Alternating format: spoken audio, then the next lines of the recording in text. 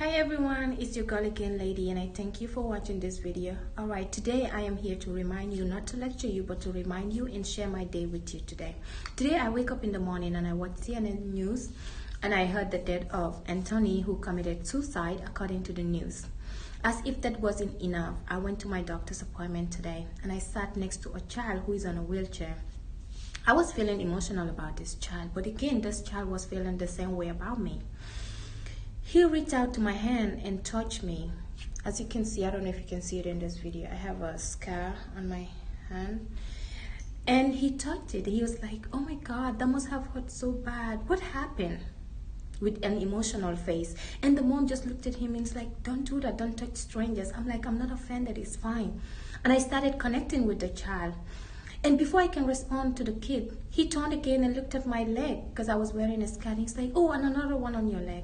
I cried, I couldn't help it. And the reason why I cried is not because he said something. I felt like someone somewhere cared, especially a child, a minor on a wheelchair, cared about my well-being.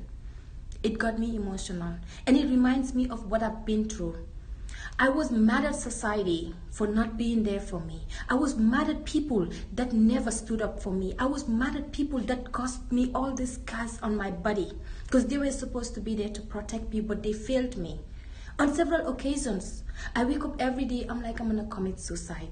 I can remember a time when I had to literally spend almost half of the night at the graveside because I was in pain, I was stressed, I was frustrated, I was lost. But I did not. But that's a story for another day. So I just want to remind people, never judge the book by the cover. Never look at somebody and look down on them by the fancy suits they wear or by the rags they wear, because you do not know what they're going through. You do not know what their life story is. You do not know what their journey is. They must have been been thinking about committing suicide.